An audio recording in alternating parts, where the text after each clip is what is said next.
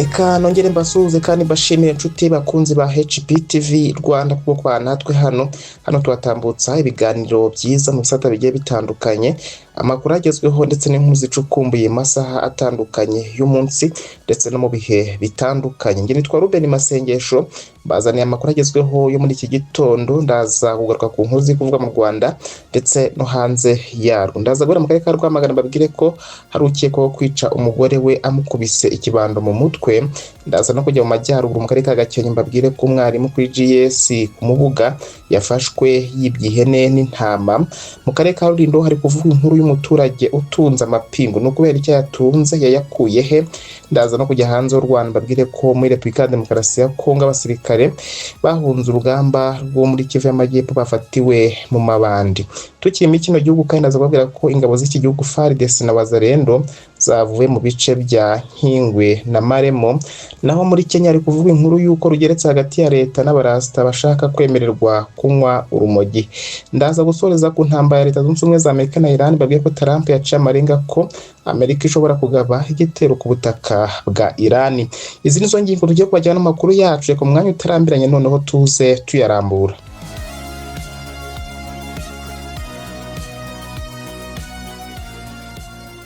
Ni munyewe dutangiye mu karere ka Rwamagana babwire ko hari ukekwaho kwica umugore we amukubise ikibando mu mutwe. Inzego z'umutekano zikora mu karere ka Rwamagana zataye muri yombi umugabo wo mu murenge wa Musha ukekwaho kwica umugore wamukubise ikibando mu mutwe kubera amakimbirane bari bamaranye igihe. Ibi byabaye mu ijoro rishyira kwa 15 Nyakanga 2026 umudugudu wa Kabare, ni mu kagari ka Kabare mu murenge wa Musha. Umunyamabanga nshingwabikorwa w'umurenge wa Musha Karahamuheto Claudio yabwiye igihe ko uyu mugabo yishe umugore we mu rukerera mukubise ikibando mu mutwe nyuma yo kugirana ubushyamirane gitifu. Karahamuheto yavuze ko ubutumwa baha abaturage ari ukwirinda amakimbirane yo mu miryango kuko ashobora kubasenyera akica bamwe ndetse agafungisha n'abandi. Yasabye abaturage kujya batangira amakuru ku gihe mu miryango iba itabanye neza kugira ngo ubuyobozi bukumire hakiri kare. Kuri ubu uyu mugabo afungiye kuri sitasiyo ya RIB ya Musha mu gihe inzego z'umutekano zatangiye iperereza kugira ngo hamenyekane icyo uyu muryango wapfaga cyanagejeje mu kwicana.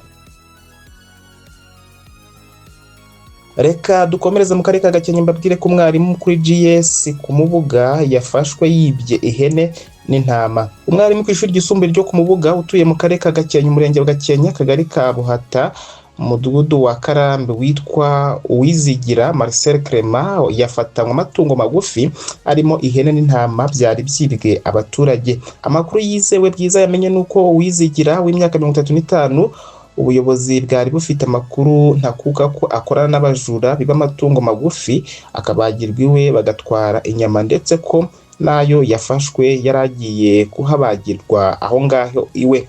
Ku bufatanye bw'inzego z'ibanze na DASSO basanze mu rugo rw'uyu mwarimu hari ihene 3 n'intama 2 zikingiraniye mu gikoni. Aya makuru yahuranye nuko uwitwa Nyaruhungu yari yabwiye abashinzwe umutekano ko yabuze ihene mu gitondo ku itariki ya 15 Nyakanga 2026 isaha y'isa 12 aho yarebye agasanga ihene ye yari yabuze ariko akaryumaho.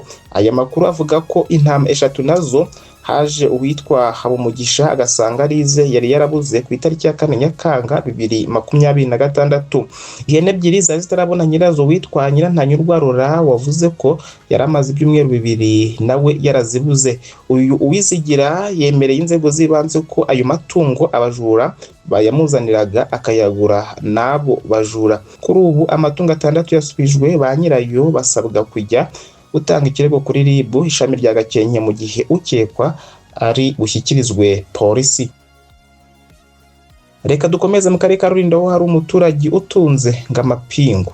Abaturage bo mu murenge wa Kinzuzi mu karere ka Rulindo baravuga ko bahangayikishijwe na mugenzi wabo utunze amapingu ajya nambika abo bagiranye ibibazo ababwira ko ari igihano ari kubaha. Ni umuturage bazi ku izina rya Gafuna usanzwe ushinjwa n'abaturanyi be ko anafite itsinda ryiyise abarongotani barangwa n'urugomo rukabije mu kagari ka Rudogo mu murenge wa Kinzuzi. Aba baturage baganiriye n'igitangazamakuru cya TV1 bavuze ko uyu muturanyi wabo batazi amazina ye bwite uretse kuba bazi ririya ry'igihimbano Gafuna, bavuga ko yigeze gufungirwa Itare akaza gutoroka ari nabwo yatorokanye amapingu. Abaturage bavuga ko batumva ukuntu umuntu w'umuturage atunga amapingu nyamara ari igikoresho bazi ko gitunga inzego z'umutekano, ku buryo batumva icyabuze ngo inzego ziyamwambure. Umuvugizi wa polisi y'u Rwanda mu ntara y'Amajyaruguru CIP Ignace Ngirabakunzi yatangaje ko uru rwego rugiye guhita rutangira iperereza. CIP Ignace Ngirabakunzi yizeza ko icukumbura rizakorwa rizagaragaza ukuri kuri ibi bivugwa n'abaturage ndetse binakemurwe n'inzego igihe byagaragara ko uwo muturage koko atunze ayo mapingu.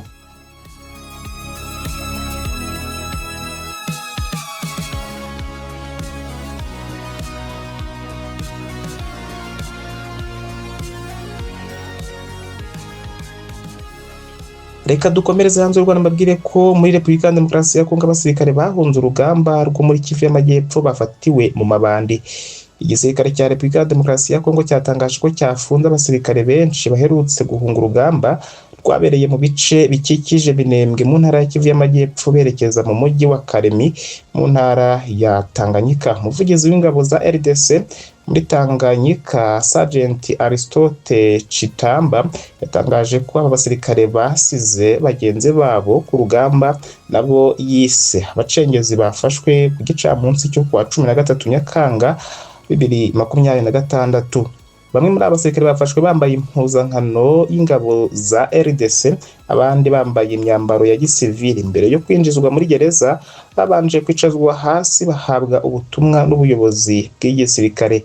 Aba basirikare bafashwe nyuma y'imirwano ikomeye yabereye muri Kivu y'Amajyepfo mu byumweru 2 bishize, aho ihuriro AFC M23 n'umutwe wa MRDP twirwaneho byafashe ibice birimo Puezero, Mikenke, Gakenke, Karingi, Baruta, Rubemba na Rwitsankuku. Ingabo za RDC n'indi mitwe bikorana byahunze byerekeza mu majyepfo mu bice birimo umujyi wa Baraka na Fizi.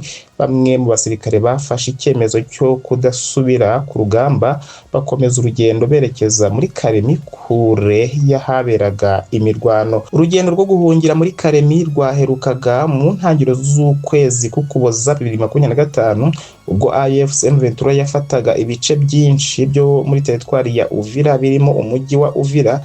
Bamwe mu bahunze barafunzwe bashinjwa kurenga ku mabwiriza y'ababakuriye. Tukiri muri kino gihugu kandi ingabo za FARDC na Wazalendo zavuye mu bice bya Nkingwe na Maremo. Ikibazo cy'umutekano gikomeje kurangwa n'ituze riteye amakenga ku rugamba muri teritwari ya Masisi muri Kivu y'Amajyaruguru nyuma y'imirwano ikomeye yabaye ku itariki ya 12 Nyakanga hagati y'ingabo za Repubulika ya Demokarasi ya Kongo FARDC zigikiwe n'inyeshyamba za Wazalendo zari zihanganye n'abarwanyi ba AFC M23 nk'uko amakuru agera kuri Actualité Sud abivuga kwa 15 Nyakanga FARDC ngo yakoze icyo bita rappel stratégique iva mu birindiro muri Nkingwe na Maremo. Uduce tubiri yari yakomeje kurwanira mu mirwano yo ku itariki ya 12 Nyakanga. Uku guti birindiro bivugwa ko ari amayeri agamije kuvugurura uko ingabo zihanganye ku rugamba aho guta imirongo y'urugamba. Nubwo bigaragara ko hari agahenge, amakuru aturuka mu nzego z'umutekano ashimangira ko ibintu bikomeje kuba bibi cyane kandi impande zombi zikomeje kuryamira amajanja. Imirwano yo kwa 12 Nyakanga bivugwa ko ari imwe mu yikomeye cyane yabaye mu byumweru bishize muri aka gace ka teritwari ya Masisi.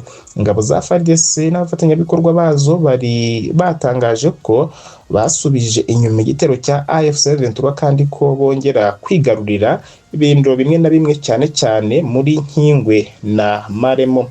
Abaturage benshi bakomeje kuba maso batinya ko hashobora kongera kuvuka imirwano ishobora gutera guhunga no kongera ibibazo by'ubutabazi mu karere kibasiwe cyane n'intambara. Kuri ubu nta yindi mirwano ikomeye yatangajwe, ariko umwuka mubi uracyari wose kandi uko ibintu bizagenda bizaterwa n'imyitwarire y'abahanganye batandukanye bari ku rugamba, nubwo abaturage bifuza ko umutekano urambye wagaruka. Reka dukomereza muri Kenya mbabwire ko rugeretse hagati ya leta n'abarasta bashaka kwemererwa kunywa urumogi. Urukiko rukuru rwa Kenya rwatesha agaciro ubusabe bw'umuryango w'abarasta wasabaga ko abayoboke bawo bemererwa kunywa urumogi mu bikorwa by'idini, mu gihe uyu muryango wahise utangaza ko utanyuzwe n'icyo cyemezo ahubwo ugiye kukijuririra kuko kibangamira uburenganzira bwabo bwo gusenga. Urubanza rwari rumaze igihe rukurikiranwa n'abatari bake, rwashojwe n'umucamanza Bahati Mwamuye wavuze ko aba barasta batagaragaje ibimenyetso bihagije byerekana ko amategeko ya Kenya abuza ikoreshwa ry'urumogi anyuranye n'itegeko nshinga. Umuryango w'abarasta wari wasabye urukiko kwemerera abayoboke bawo guhinga, gutunga no gukoresha urumogi mu buryo bugenzurwa n'amategeko, ariko bikaba gusa ku bikorwa by'idini no mu mihango yo gusenga ikorwa ahatari mu ruhame. Wavugaga ko urumogi ari ikintu gitagatifu mu myemerere yawo, bityo kubuzwa kurukoresha binyuranyije n'uburenganzira bwo gusenga no kwizera biteganywa n'itegeko nshinga rya Kenya. Leta ya Kenya yo yavugaga ko kwemerera idini rimwe gukoresha urumogi byatuma amategeko arwanya ibiyobyabwenge agorana gushyirwa mu bikorwa, se bikaba byanatanga icyuho cyakwifashishwa n'abacuruza mu buryo bunyuranyije n'amategeko urumogi. Nubwo yanze ubusabe bw'abarasta, umucamanza Bahati Mwamuye yavuze ko ikibazo cy'ikoreshwa ry'urumogi gikwiye kuganirwaho ku rwego rw'igihugu. Umwunganizi mu mategeko w'umuryango w'abarasta Destani Omari yavuze ko batemeye umwanzuro w'urukiko ahubwo ko bagiye kujurira. Muri Kenya amategeko agenga ibiyobyabwenge aracyafata gutunga, guhinga cyangwa gucuruza urumogi nk'icyaha. Uhamijwe gutunga urumogi ashobora gufungwa imyaka igera kuri 5.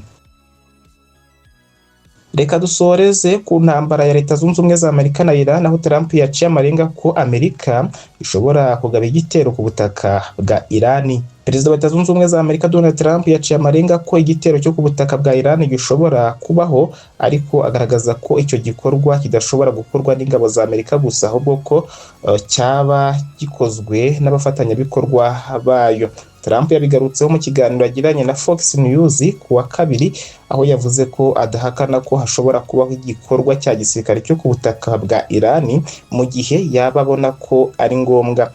Ntabwo Trump yigeze avuga igihugu cyangwa umutwe w'ingabo ushobora gukora iki gikorwa. Aya magambo aje mu gihe Amerika ikomeje ibikorwa bya gisirikare kuri Iran, naho Trump yongeye gutera ubwoba ko ibitero bishobora kwaguka bikagera ku bikorwa remezo by'ingenzi birimo amashanyarazi n'ibiraro, mu gihe Tehran yaba idasubiye mu biganiro. Mu kiganiro cye Trump yongeye kugaruka ku kirwa cya Karigi, gifite akamaro gakomeye mu bukungu bwa Iran kuko ariho hanyura igice kinini cya peteroli igihugu cyohereza hanze y'igihugu.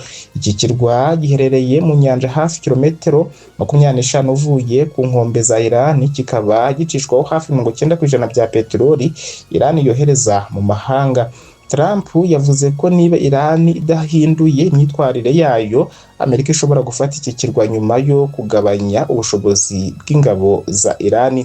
Mu gihe Amerika ikomeje kuvuga ko igamije gucunga umutekano w'ubwikorezi bwo mu muhora Hormuz, Iran yo yatanze umuburo ko ishobora gufunga indi mihora ikoreshwa mu kohereza peteroli na gaze mu karere.